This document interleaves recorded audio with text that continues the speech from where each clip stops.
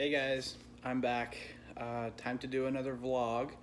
It's been almost 4 months since I started the pre-op liquid diet and since I really started to lose weight. So give you guys a quick update on what's going on and highlight some things and talk a little more about the journey, the progress, the process, and so forth. So today is April 25th, 2021. I'm doing the vlog because I'm not going to have very many opportunities in the next couple of weeks to touch base with you all on what's going on and that sort of thing. I've got a trip scheduled to visit my family up north in Tennessee. So I'm gonna be flying up there for a few days. I got fully vaccinated, so I'm good to travel now. I feel confident traveling again, and so I'm gonna be flying home to visit family and friends up in the what I call the Alatenga, Alabama, Tennessee, Georgia region. So yeah, let's talk about it. Well, some stats for you here. I am down roughly 20% of my initial body weight, so I'm in theory 20% smaller now.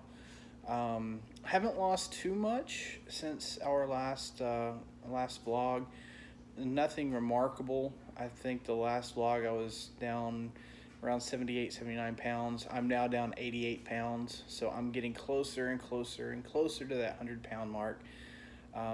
It's just unbelievable, and still seeing it in my clothes, seeing clues and signs everywhere now. I did a before and after shot, and it's definitely 20%. It's definitely 20% smaller. So I'm doing really well in that regard. I am running into some challenges, some walls I keep bumping into. So one thing I've noticed, the cravings, which I've mentioned, are hit and miss. Well, some cravings are really starting to come back. And like last night, for example, I craved a soda. I really wanted a soda so bad, but I'm like, no, I'm not going to deal with it. I'm not going to deal with the pain because I know if I drink something fizzy, it's going to fizz up in my gut and it's going to lead to just, well, number one, potentially stretching out the sleeve and undoing the surgery, and I don't want that. And two, adding more calories, sugar, having more stomach pain. I don't want that. I want to avoid that. So I've done well. I've been drinking more unsweetened tea, and after a while, water does get kind of boring, I will admit, but I've done very well at sneaking around soda, even though it's been there, it's been in front of me. I've had the opportunity. I used willpower and said no. And this is the longest, I think, in my adult life I have gone without having a soda. So, that's a small victory, and I'll take a victory lap. I think I deserve one. And for you guys too. I mean, if for some reason you feel the need to celebrate, take a victory lap. But remember to be very cautious in doing that. You don't want to say, well, I'll take a victory lap and have a soda. Nay. You want to continue your streak. So, but do something special. Like for me, again, this whole process, I'm going home to see family. To me, that is a reward for a lot of the hard work that I've done in order to lose weight. And yes, it's easier.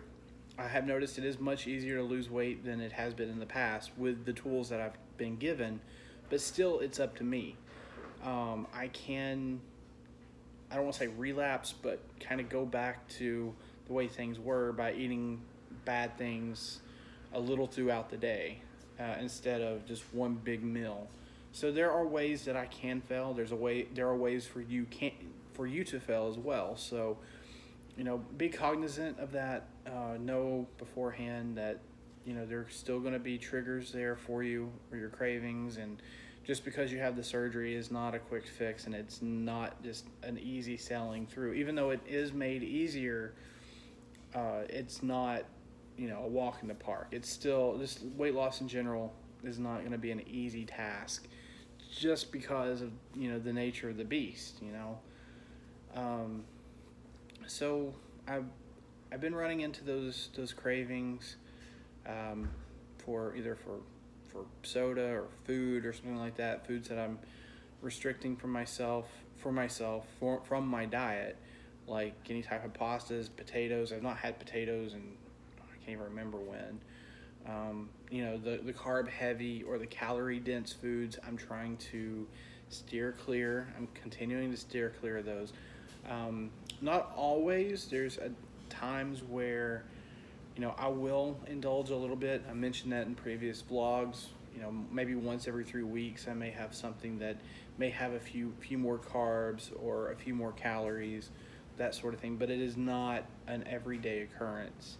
In fact, it's not an every week occurrence. So I think it's okay, and I think any nutritionalist will tell you that that is part of normal eating, is to sometimes have something that you want that may not be the best, but only do it in just short little bursts every now and again. Like for me, again, my threshold's every 3 weeks. That's a pretty strict threshold, every 3 weeks. But that's enough to keep me happy, enough to keep me motivated. So over the last few weeks, I have bought a virtual reality video game set called Oculus, the Oculus Quest 2, and that is a really good system for tracking your calories, any type of calorie loss due to exercise. Virtual reality is a very good tool because you're standing up, you're moving around, you're flailing your arms, you're actually up and moving. And to me, it's more fun to do that than to go to the gym, at least for cardio. For weight training, of course, my doctor says use your current body weight that to benefit you. So push-ups, pull-ups, crunches, squats, anything like that will help for weight training and that sort of thing, using your own body against itself in that regard. And I've been trying to do more and more of that as well. So on average, I'm working out every day, and I'm burning from 400 to 700 calories when I do this, depending on the day.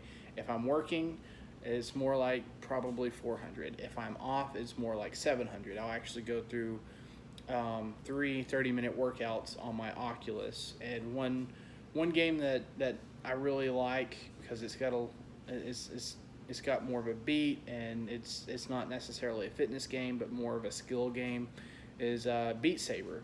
And I've come to find that I'm actually pretty good at it, and I've only had the Oculus now for about a month, and I'm already on expert mode. So I'm excited about that because I've never really been great at video games, but for whatever reason, this one I'm doing very well, and I'm losing weight by doing it. I'm burning the calories doing it. So it's expensive, but it might be something to look into if possible, at least to help, in idle times, get you off the couch, get you up, get you moving, and break a sweat, because it's that's part of the routine.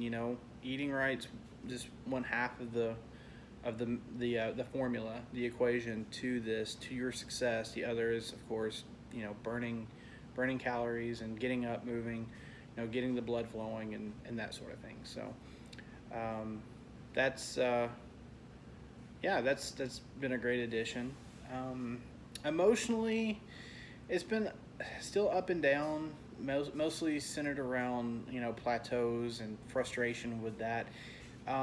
It's mostly just kind of annoyance at this point, dealing with the weight loss plateaus and stuff, which I've mentioned ad nauseum by now in my previous vlogs, and I'm not going to continue to mention it or go any further talking about it. But yeah, still frustrated because of that, so it makes me want to work harder and try to break it. But like I said in my last vlog, whenever I do hit a weight loss plateau, it doesn't mean that things aren't changing. The scale number is still the same, but I'm still losing. I know that I'm still losing, again, because of the example I gave you last time with the towel. And so I know that there's still changes going on that are positive, and that helps with the frustration. Um, I guess stay busy after the surgery. If you if you're not very busy, for me, for my day off, I tend to not do very much because again I work shift work and that takes a lot out of me. So I find it very difficult at times to find motivation to get up off the couch at times, which is probably how I got here in the first place. But again, as I mentioned, the Oculus does help. The virtual reality helps get me up and excited to work out. But when I have more idle time, I tend to be thinking of food more and more. And there have been there's been a time or two, especially in the last week and a half, where I'm like, man, I kind of miss the old lifestyle, of what I was dealing with before the surgery in terms of my eating habits. So those demons will pop up where you kind of wish that you could go back and eat as much as you could before. I'm not sure why. I'm kind of embarrassed to tell you that, but it is what it is. I mean, it is a thing, and that kind of has some emotional triggers with it. And just as an FYI, later on, again, I'm 4 months past the start of the pre-op liquid diet, and I'm still kind of having those regret demons, as I call them, and I shouldn't be.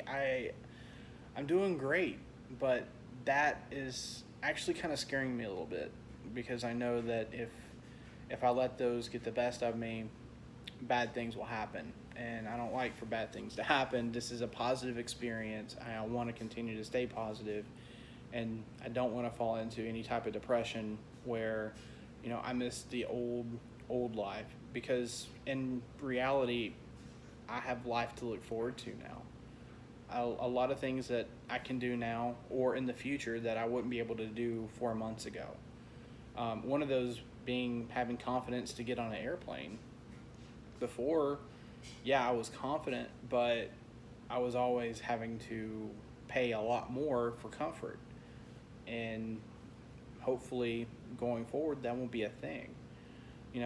Also that embarrassing, request to the airline to say, hey, I need to have a seatbelt extension because your traditional seatbelt's too small, or a removable armrest or something like that. So, I mean, in the whole grand scheme of things, that seems minor, but the fact that I'm about to travel and not need a seatbelt extension or a removable armrest or anything like that, that's huge. That's a big step forward.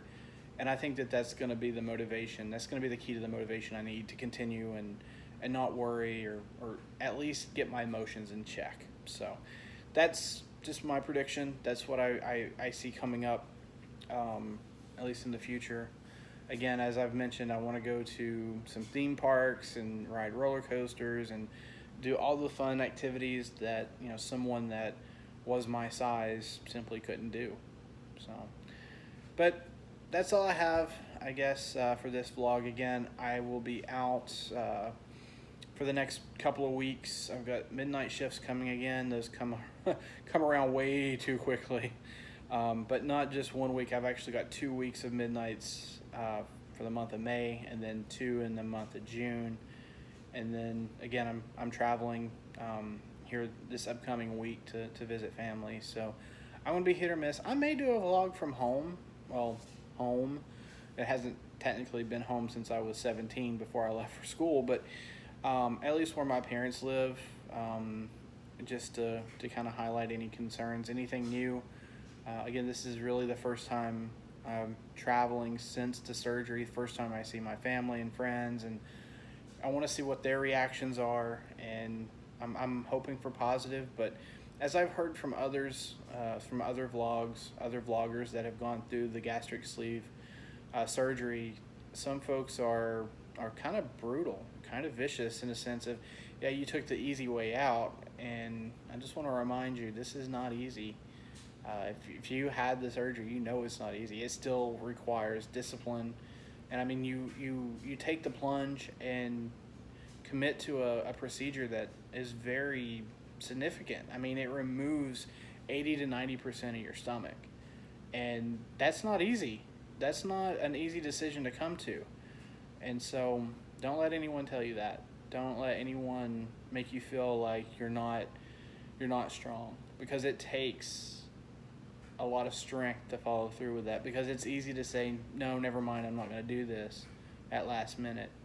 But, for so many, hopefully many of you, you said, no, I'm going to do this. I'm going to commit to having a healthier and happier future. And, by having the surgery, if that helps you, then awesome. And don't let anyone say it's the easy way out. It's not.